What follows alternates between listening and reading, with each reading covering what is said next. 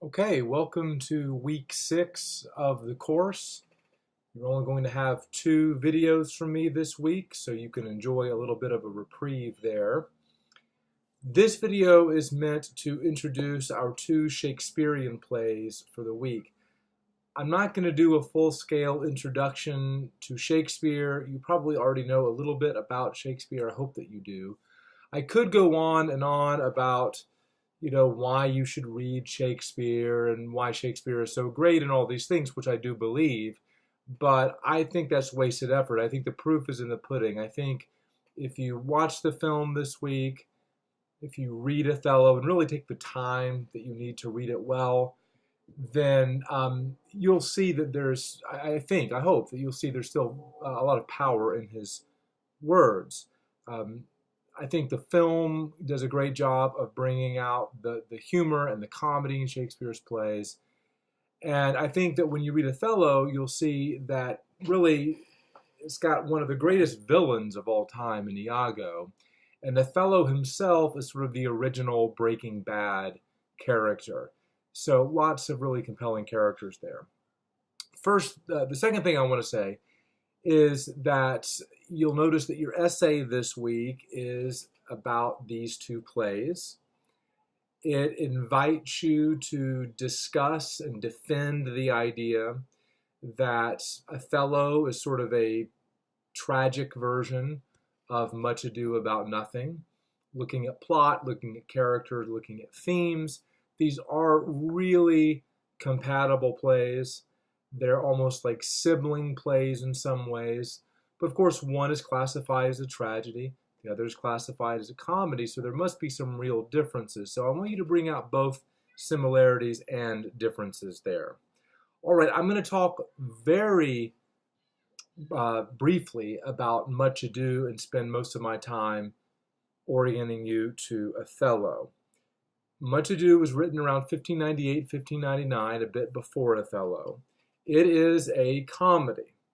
And I want to take just a moment to kind of define what that means. It doesn't necessarily what it means. The word comedy in relation to Shakespeare isn't necessarily what we mean when we use that word today. A comedy is in many ways the reverse of a tragedy, and I'll talk about tragedy in just a moment. There's a conflict that will be introduced early in the play that will, in fact, be resolved pretty satisfactorily by the end of the play, and often as a kind of symbol of that resolution, there will be a wedding, and that is true of Much Ado. Now, in Much Ado About Nothing, there are really 3 different types of comedy at work within the single play. So in the characters of Claudio and Hero, and you'll find on canvas a cast list that you'll want to use as you watch the video, either watch the film. That'll be very helpful.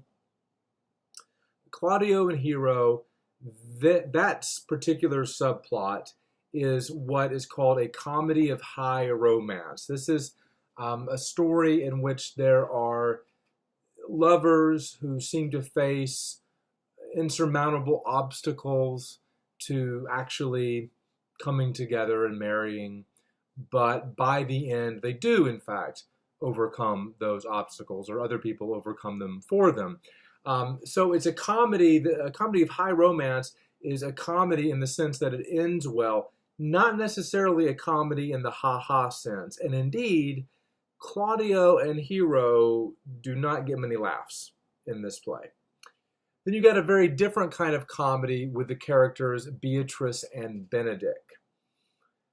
This is the comedy of wit. This is a very refined kind of comedy. I think you'll still find a lot of humor in that comedy, but it's not, slapstick, broad comedy. There's a lot of wordplay. There's a lot of wit, obviously, as the name suggests. So that's a second kind of comedy. Third kind of comedy embedded in the play is farce. And this is best embodied by Dogberry, the unforgettable Dogberry, played by Michael Keaton in the film, and his sidekicks. So this is much more of a kind of broad Three Stooges type of humor. There's lots of exaggeration. There's lots of physical comedy, especially the way that Dogberry's played in the film. There's a lot of physical comedy. Unfortunately, I think there's so much physical comedy in the film that it obscures that there's lots of verbal comedy going on with Dogberry as well. He is the kind of guy, you probably know somebody like this, who always has the wrong word for the occasion and who kind of likes to think that he has a sophisticated diction, but is just getting the words wrong. So, one point of the play, he says, you will be condemned into everlasting redemption for this. Of course, he means damnation. So that sort of thing. So be listening for that in the film. So it's a comedy in a very broad sense, but it also encompasses these three different kinds of comedies. That's all I'm going to say about Much Ado. I think you can work out the rest on your own. Othello, I think, requires a little bit more preparation. Written a few years later, 1603, 1604, Shakespeare was a highly seasoned playwright by this point. He had written 25 plays already. He had just written Hamlet. And then right after he writes Othello, he turned around and writes Macbeth and King Lear. So this amazing streak of tragedies, which may partly reflect personal turmoil, may also reflect some sort of national anxiety in England as the reign of Elizabeth I wound down. Othello is a tragedy, so what does that mean? Even if you have a pretty good idea of what Greek tragedy is all about, I need to say something about Shakespearean tragedy because it's similar in some ways, different in others. Like Greek tragedies, Shakespearean tragedies have a tragic hero. And the tragic hero, as with Greek tragedies, has to be somebody of importance, somebody with an elevated position in society, a respected person, who then, of course, undergoes some kind of dramatic calamity, and at least in Shakespeare, usually dies by the end of the play, and usually there are other people dead as well. Now, Greek tragedies often sort of look to fate as an explanation for why things turn out so horribly. In Shakespearean tragedy, there's always sort of a human culprit. Not necessarily always a villain, although there certainly is one in Othello, but human action is really always to blame in Shakespeare's tragedies. All right. So here's what I want to do in the remainder of my time. I want to say a brief word about the setting of Othello because I think it's important. And then I want to talk about the two most important characters in the play, Othello and Iago, and show how these characters help to develop some of the major themes of the play. So first, setting. Very important to note that Othello is a story that is set in two different, one might say, very different kinds of places. So when the play begins, we are in Venice. And remember, this is early 17th century. You already know something about Venice. You already know that by the end of the 16th century, Venice was seen as perhaps the most culturally and artistically refined and vibrant city in all of Europe. Okay, so Venice is not just a haphazard choice on the part of Shakespeare. Venice has symbolic value. Venice represents civilization, right? Human culture at its best. And you can see that in some ways in the initial trial of the play.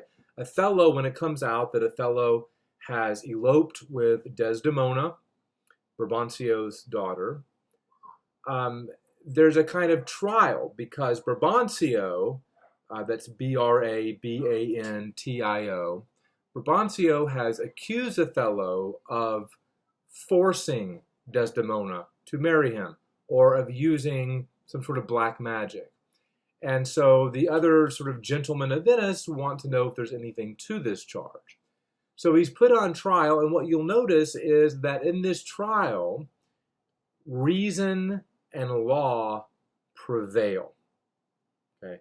Othello is allowed to call witnesses. He's allowed to make his own testimony, which is taken seriously by his Venetian peers. And in the end, he is acquitted. He is found innocent, as he should have been, because he was, in fact, innocent. He did not in any way trick or force Desdemona into marrying him. So this is all very consonant with what we would expect from Venice, this epicenter of culture, civilization, law and order, you name it. Then the action of the play is going to shift to Cyprus. Now, Cyprus was part of the Venetian Empire. It was a Venetian territory. But of course, if you look at a map, you'll see this. It's not particularly close to Venice. And in fact, is much closer geographically to the Islamic Ottoman Empire, which in the European imagination of Shakespeare's day would be seen as a place of blasphemy, a place of irrationality, and so on. Lots of negative cultural connotations if you're a Christian European. So you have to ask yourself, what is Shakespeare doing by moving the action of the play from the hyper-civilized site of Venice to Cyprus, which is not seen as necessarily a completely barbarous place, but a place that is sort of uneasily poised between civilization and barbarism as Europeans of the day saw it. So think about that, and I'll come back to that, I think, in a moment. So Othello, let's talk about the title character for a moment. Very important, because this comes up almost immediately in the play. It's very important to understand the racial identity of Othello. He is what was called a Moor, and he will be called a Moor at several points during the play, M-O-O-R.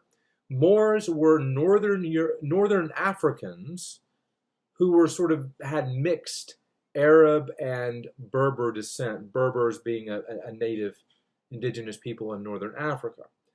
So their skin color would have been light compared to sub-Saharan Africans, but dark, even black, from the perspective of, say, a Venetian or any other European.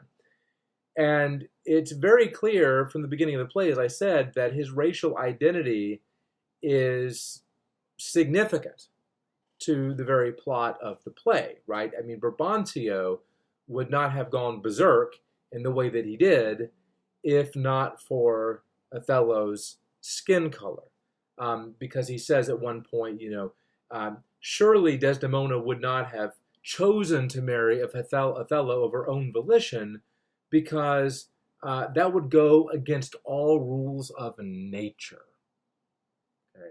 And the implication there is this sort of interracial relationship is unnatural. Okay? So that's all I want to say at this point about that particular issue. The most important thing to say about Othello, at least Othello as we meet him in Acts 1 and 2 of the play, is that Othello is a truly and genuinely good person. Okay? Certainly seems to be. All indications point to someone of a very upstanding kind of character. But of course, this is a tragedy. So things are going to go awry. And what we see in Acts 3 through 5 is the decline of Othello from good to evil, from rationality to irrationality, from having total trust in Desdemona to having no trust at all. So really what happens in those last three acts is he becomes evil. And he becomes evil because he becomes consumed with jealousy. So this is a huge theme of the play, jealousy. What makes somebody susceptible to jealousy in the first place? What does it take to foster jealousy in another person? Is that difficult to do? Is it rather easy to do? And I'll give you a hint. It's easy because Iago only has to use one word that completely unhinges Othello. So see if you can figure out what that word is when you read that moment, that watershed moment where Othello goes from good and trusting and loyal to insanely jealous. Where does it come from? And then what does jealousy do, right? When you become a jealous person, what does that do to you? And specifically, what does that do to your reason, to your rationality? Reason, and we see this in that initial trial scene in Venice, reason demands things like solid evidence, right? Your reason says, I'm not going to believe something just because somebody has said it. I'm only going to believe it if I can really see solid evidence. And at first, Othello does say, I'm going to need proof that Desdemona has been unfaithful to me. But in the end, you'll see that actually he doesn't require proof. He is willing to become her judge, jury, and literally executioner without any proof whatsoever. Maybe he thinks he's got proof, but we'll see that it's no real proof at all. And then at the very end, I mean, I mentioned the fact that he was the executioner, so spoiler alert, yes, he kills Desdemona at the end of the play. What we see here at the end of the play is a kind of mirror image, a kind of mockery of that original trial in which Othello was the defendant. There, as I said, we have the triumph of reason and rationality. He gets to make his own testimony. He gets to call a witness. People are actually, weighing fact. It's a public event, okay? He's not just meeting privately with one judge or something like that. The very end, when right before Othello kills Desdemona in her bedroom, it is a kind of trial scene, but of course it's entirely private, okay? So it's not open to public scrutiny. She does try to make her own testimony, but he completely discounts it, just calls her a flat-out liar. And when she tries to call a witness in her defense, not only does Othello not allow that witness to come, but Othello has already arranged it so that that potential witness be killed. Okay? So it is a mockery of justice, what we see at the end. What we see at the end of the play in Cyprus, not Venice, in Cyprus, is the triumph of passion, not reason. And of course, the passion that is consuming and completely eating Othello away is, of course, jealousy. And one of the big themes really in both of these plays, Much Ado and Othello, is appearances and reality. And I think once you have that on your radar, you'll see that theme really emerging all the time. And one of the things that Othello suggests, the play Othello suggests, is that all jealousy needs is appearances. Okay, jealousy thrives on appearances and surfaces. Okay, rather than digging deeper, Othello is just going to take appearances at face value, accept them as if they are real. And there's an ironic moment toward the end where Desdemona is telling Othello the truth, of course, and she's crying, she's upset, she's distraught. And there, Othello says, oh, you're just faking. Those are just crocodile tears. So he dismisses reality as mere appearances, but accepts mere appearances as reality. And of course, as you read, you'll have a better sense of what I mean when I say that he accepts appearances as reality. Those appearances, by the way, are all engineered by the next character that I want to talk about, which is Iago, I-A-G-O. In many ways, you can make the argument that he is the central figure in the play. He has about 200 more lines than Othello. So you can almost title this play Iago and justify that. Now, where to begin with Othello, with Iago? Let's just say this. Among other things, the play Othello is a meditation on the nature of evil. And it is Iago who is the most thoroughly evil person in the play. He's a static character. I mean, he's evil at the beginning of the play. He's evil at the end. And he's not just sort of evil. I mean, Shakespeare goes even further in making him a kind of satanic character. And if you start looking for devil and hell language in Othello, if you really start just looking for it, you're going to find it everywhere. I'll give you just a couple of examples. At the end of the play, when Othello finally realizes who Iago really is, what Iago's really been doing, Othello says, I look down towards his feet, but that's a fable. If that thou beest a devil, I cannot kill thee. So, I mean, he's suggesting that that he is positively demonic. Lodovico, one of the Venetian noblemen, at the end of the play, says to Cassio, to you, Lord Governor, remains the censure, the punishment of this hellish villain. Right? So, sort of this hell, diabolical imagery. But I think one of the most revealing lines of the whole play comes very early in the play, where Iago tells us, so he's actually telling Rodrigo this, but he's also telling the audience. He says, I am not what I am. Now, of course, what we are to take immediately from that is that he is a sort of two-faced deceiver. He appears to be one thing, and he's actually another. Now, that in itself doesn't necessarily mean that he's a satanic character. But think about that line for a moment. I am not what I am. Think about the Bible. Can you think of a verse that reminds you of, maybe like Exodus 3:14, in which God reveals his name as Yahweh, I am what I am. Iago says, well, I'm the opposite of that, right? I am not what I am. So all of this is to set up a bigger claim that I want to make, that Shakespeare sort of turns Othello, the play Othello, into a retelling of Genesis 3, the fall of Adam and Eve. What is the trick the devil played on Eve? Think about it. The trick the devil plays on Eve is to convince her that God is not really good. Oh, God doesn't want you to eat from the tree, from the fruit of this one tree?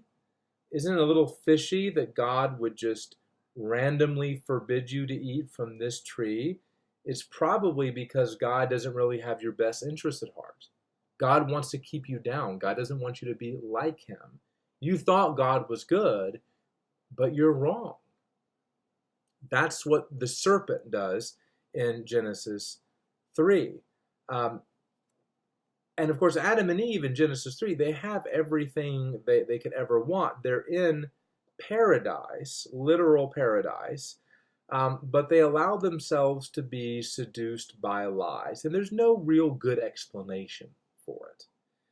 Well, what we see in the play Othello is really the same story. Iago, of course, is in the role of the serpent, and Iago succeeds by convincing Othello that there is no real goodness in the world.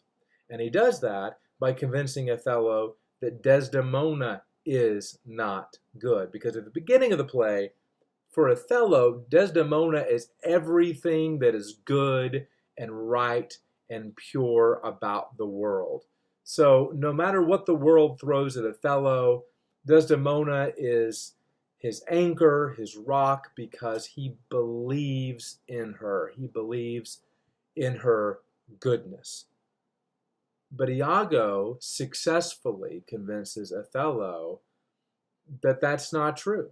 That yes, she appears to be good, but she's not really good. So that's the real tragedy of Othello.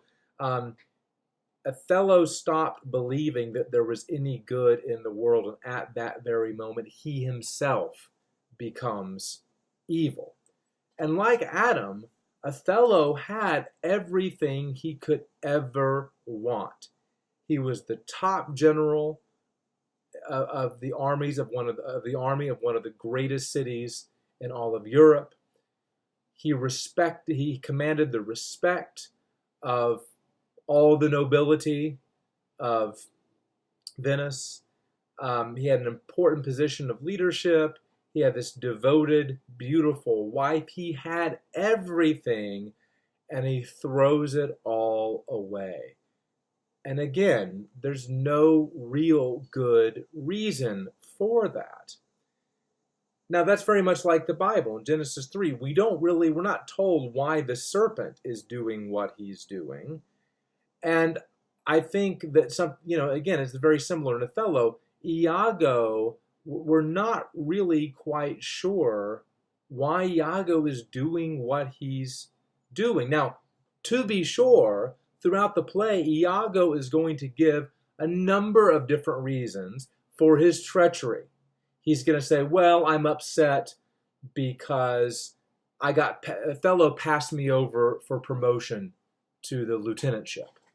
At another point, he's going to say, well, I've heard that Othello is sleeping with my wife, Amelia.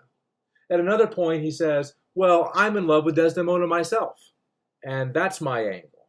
But of course, the more reasons he gives, the more difficult it really becomes to believe him. And here's what's really telling, I think. At the very end of the play, when Othello finally realizes that Iago is this diabolical fraud, of course, Othello has one big question to ask Iago, which is why? Why did you do this to me? Why did you do this to Desdemona? Why? And at that point, Iago says this. This is Act 5, Scene 2. Demand me nothing. What you know, you know. From this time forth, I never will speak word. And he holds true to that, by the way. So this character Iago, who cannot shut up for almost the entirety of the play, when he's asked point blank, why did you do this? He says, I have nothing more to say. Right? So I think that casts some real suspicion on the reasons that he gives us earlier in the play.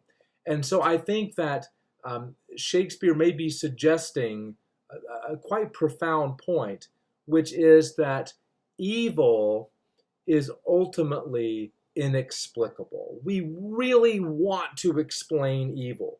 We want to explain why Hitler did what he did, or Osama bin Laden, or whatever. We want to explain why Adam and Eve did what they did. We want to explain why Iago did what he did. But in a way, I think Shakespeare is suggesting what St. Augustine once said, which is that sin is a mystery. There is no why. We want there to be one, but there isn't one. And I have to say, last thing I want to say, if you haven't seen The Dark Knight, you might want to check it out sometime. It's a pretty good movie. But it also raises some of these same issues.